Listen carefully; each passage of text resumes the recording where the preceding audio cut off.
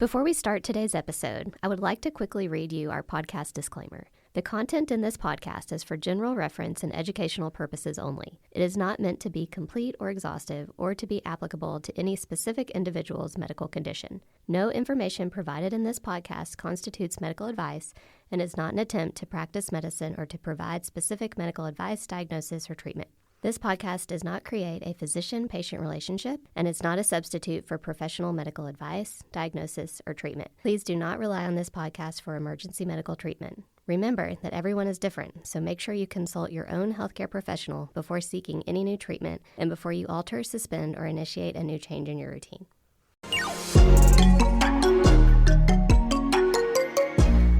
Welcome to The Starting Gate. We're your hosts, Dr. Kitty Dotson and Dr. Sarah Sheets, two internal medicine doctors who spent years practicing traditional primary care. Over time, we realized something was missing from modern healthcare, a real understanding of how everyday lifestyle choices impact overall health. We'll help you cut through the noise of the countless health influencers and their conflicting opinions, because no matter who you follow, the basics of lifestyle medicine are at the heart of it all. Welcome to The Starting Gate. This is your host, Dr. Kitty Dotson. And Dr. Sarah Sheets. We're so excited to have you with us recording our first episode of the Starting Gate podcast. Our goal with this show is to bring better health to the bluegrass. So today we're going to introduce ourselves to you and kind of let you know what's happened in our life and career to get us to the point where we're doing this show for you. Okay, so let's get started with the lovely Dr. Sarah Sheets. Sarah, tell me, where are you from? I grew up in Hardinsburg, Kentucky, which is in Breckinridge County. If you're from Kentucky, you recognize that it's a small town because I told you what county it's from. And I left Hardinsburg to attend the University of Kentucky, where I majored in dietetics. Were you interested in nutrition in high school, or what in the world made you actually decide to major in dietetics? I took the human nutrition course at UK, and once I was exposed to that material, I was like, this is it. This is what I love. This is something I'm passionate about. Originally was an ag biotech major, and after taking that course, I switched and became a dietetics major, and then from there decided that I was going to go on to grad school and become an RD. So how did you go from becoming a registered dietitian to medical school? When I was in grad school, I was having this hard time deciding what career I was going to have as a registered dietitian. I was interested in maybe staying in academics and becoming a professor, as well as I really loved diabetes education. And when I was exposed to that, I wanted to know more, and I didn't want to just be able to educate. I wanted to help with diagnosing diabetes, as well as just being involved in more of the care. So at that point, I sat down with my mentor, Dr. Sandra Baston, and she really helped me think about the overall picture and what I wanted out of life. And that's when I decided, hey, I think I want to go one step further, and ended up going to UK for med school. Tell me a little bit about what was it like going through med school and residency, being someone that knows so much about nutrition? I will say that when I was in med school, it was hard for me to sit through the one nutrition class that we had. I was just blown away with how little information was being taught and how superficial of the advice that we were being taught to give. So that was really challenging. I realized that nutrition just wasn't part of the curriculum at all. I kind of knew that it wasn't going to be a main part of it, but it was just not there. And so that was challenging. And over time in my medical training, I had to spend so much time learning these other aspects of our health that I had to put some of my love for nutrition almost on a back burner because I had so many other things that I had to learn about for med school. What made you decide to go into internal medicine, and kind of how did things go for you there? I had initially had that interest in diabetes, so I thought when I started med school maybe I'd do endocrinology. As I went through my med school training, I realized, hey, primary care does a lot of diabetes management as well as has more of that preventative care, which is something that I love. And so that's where I decided, maybe I don't do endocrinology. Maybe I'm supposed to really be doing primary care. So at that point, I decided I also wanted to focus on internal medicine primary care because I wanted to manage just adults. And I really liked the additional training and experience that you got in internal medicine. So that's when I decided to apply for internal medicine residencies when I was finishing med school, and again decided to stay at UK and did the internal medicine primary care track residency program. And tell me where that led you. Through that training, I really felt comfortable in the primary care setting. I felt like I had made a good decision. And I started to really like teaching as well when I was a resident. I had won some awards for teaching. It just really fit well with me. So I was like, maybe I stay in academics. And once again, after finishing training, I stayed at UK and stayed on as an attending in the primary care clinic there. That's where my career as an attending started, and I grew there in the sense that not only was I doing primary care, but I went on to do additional education with the residency program and became program director of the primary care track at one point. I loved all that aspect, but over that time, during those years, I kind of forgot about this. A younger version of me before she started med school was super passionate about nutrition, super passionate about preventative care because my daily work now was just really focused on sick care. Yeah. How did you get from doing this and teaching residents and seeing patients in the clinic as a traditional primary care doctor to now practicing lifestyle medicine? How'd you get there? I think it was probably my third year as an attending. I was just really starting to feel like something was missing in my practice and in what I was doing. And I started exploring different continuing educations, just trying to find something that really stuck. And that's when I came across lifestyle medicine eventually. And when I started doing some of that continuing education and learning about it, it brought back that old feeling that I had, that passion. And I was like, this is it. This is what I thought I was supposed to be doing in primary care. From there, I did a lot of self-reflection because I knew to do lifestyle medicine and to do it well, it was going to be really hard to do in a traditional model just because medicine's not set up that way. As much as we would like it to be, it's not. I became pregnant with my third child, and during that time, my husband and I did a lot of talking. We also had a lot of outside stressors that were going on with family's health, and we were like, maybe this is the time to do something different. When Alex is born, maybe this is the time to step away, take a pause, and figure out how to bring your passion back. Because really, it was a decision, do I need to leave medicine because I feel frustrated and I don't want to get completely burnt out? Or do I need to just do it differently? And so that's when it was like, this is the time to go. And I did not go back to my practice after Alex was born and took a year to really figure out how I could bring lifestyle medicine to Lexington. Okay, so that's enough about me. We would really like to learn more about Kitty now. So can you tell us where did you grow up? Well, I was born and raised here in Lexington, Kentucky, and went away to college in South Carolina at Clemson University. And actually, I had decided that I wanted to go to med school and be a doctor when I was about 8 or 9 years old. My grandfather was an OBGYN in town, and I basically thought he hung the moon. And I'm sure that was my inspiration, but I decided that at a young age and just kept going at it my whole life until I ended up back in Kentucky at UK for med school.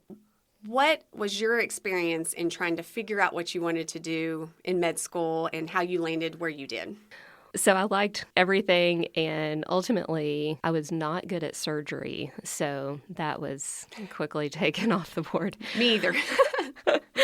But I found that internal medicine really was so well-rounded, and I got to be involved in all aspects of patients' care with internal medicine. So that was the route I went and stayed at UK for my internal medicine residency. Kind of reflecting back in both the residency and medical school experience, what was your exposure to nutrition and some of these preventative health things? I really don't remember talking about nutrition at all. I do remember a lecture one day about food safety and not leaving pasta salad out at a picnic or rice because that can cause bacteria and cause you to get sick. But really like focusing on what good nutrition is and how to apply it to different disease states. I don't remember any of that if we did it at all. It's sad.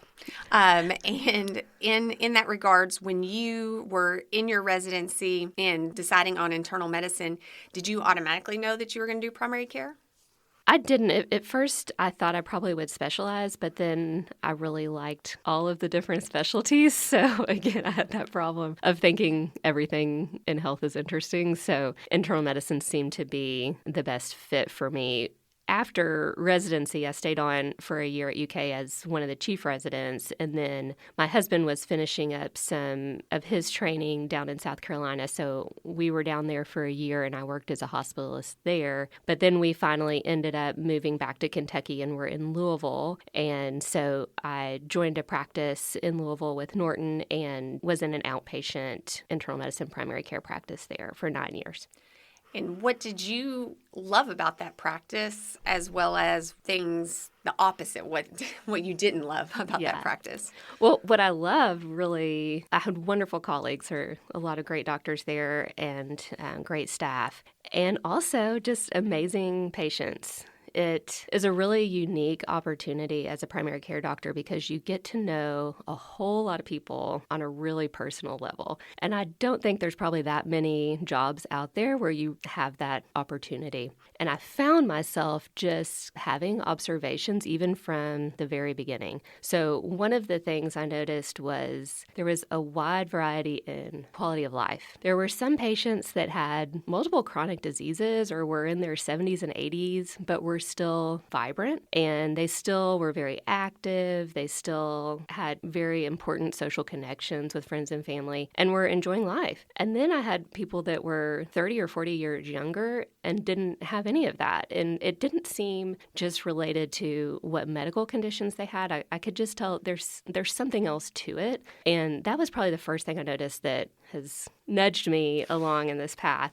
And then over time, I just also noticed, wow, everyone's medication list is getting longer and longer and longer. And I would find myself having this same thought multiple times a day where I was seeing a patient back and we were treating one of their illnesses, whether it was blood pressure, diabetes, or another chronic condition, and we were not where we needed to be. And so here we are either going up on the dose or adding another medicine. And I would think to myself, man, I hate that we have to add another medicine. I wish I could just go home with them. I feel like if I could just follow them around for 3 days, we could point out all these different things that they could do differently, and then maybe we wouldn't need half of these things on their list. So I just kept finding that over and over, and I actually so much that I had the thought of, I wonder if insurance companies would hire me to follow their patients around and point these things out and hopefully save them from having illnesses in the end.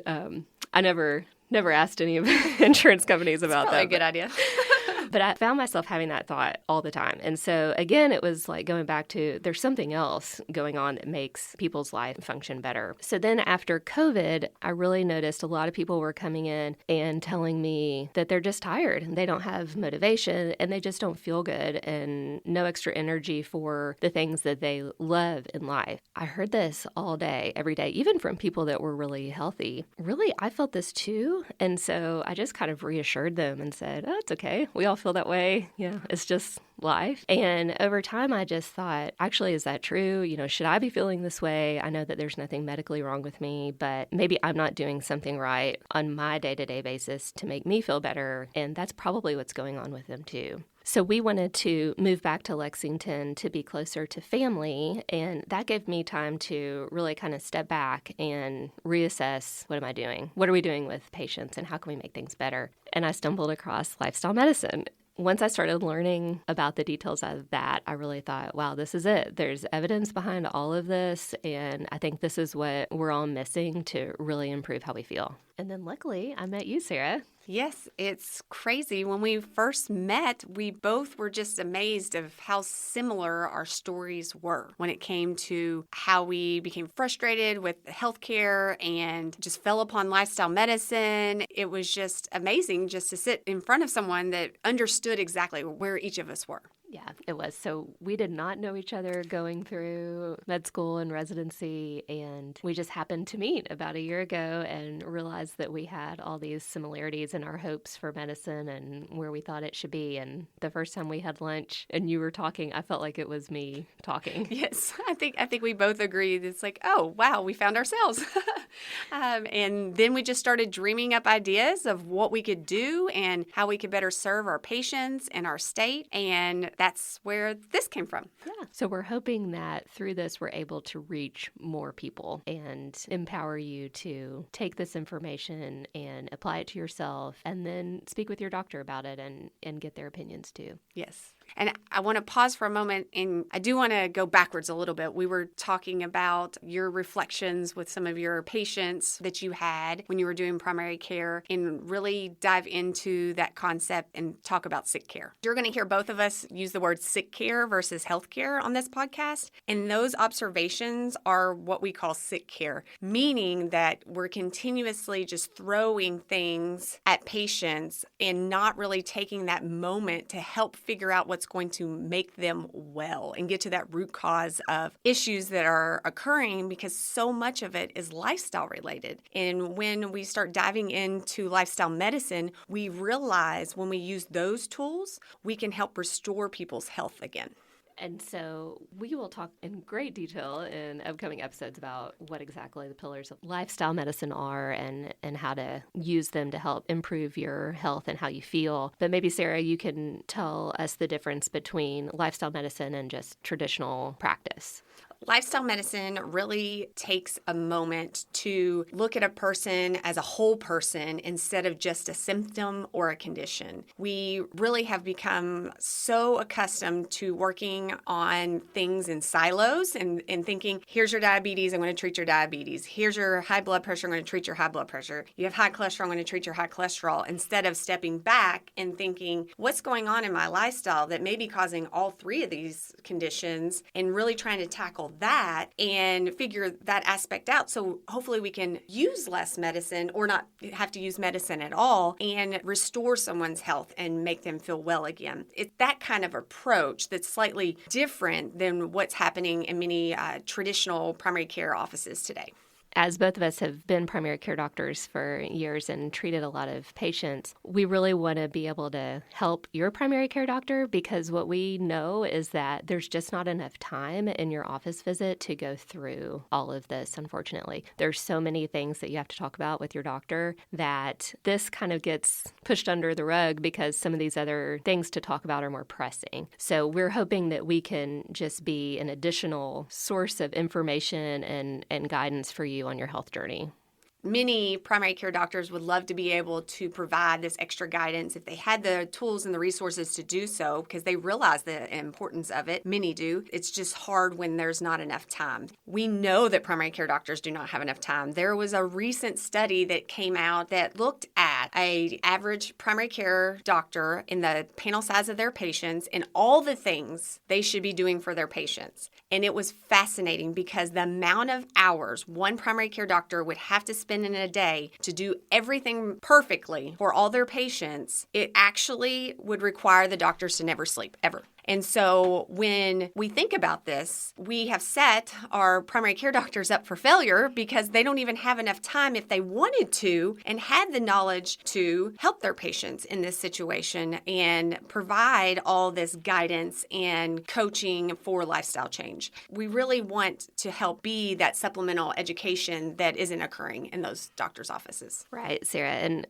really, we are hoping to empower you to know more about your health and to be able to start taking steps to make it better on your own. And that will help you be able to utilize the time with your doctor a lot better. The name, The Starting Gate, that we chose is an homage to the horse industry in Kentucky, but also is really just us saying, no matter where you are, you can just get started making change. So it's never too early and it's never too late. Even if you have multiple conditions going on already, it is not too late for you to start making change, and we want to help you do that. For some people, you may feel that the things that we're asking you to do seem very basic, but we will tell you, if you don't master the basics first, then all the other stuff isn't going to matter. Really trying to cut through all the noise that's out there, because there's so many influencers that are just coming up with these extreme ideas that you have to do in order to feel well. That's not what we're going to be doing here. We're really trying to boil it down to the absolute easy steps to get started and to see the difference in your health and just not overwhelm you. I will say I get overwhelmed when I listen to some of those things. Oh, so yeah. I can't even imagine some of our listeners who have no medical background try to figure out what to believe, what not to believe, and how in the world do you accomplish all these things in a day. We want to take that away for you and actually give you what matters.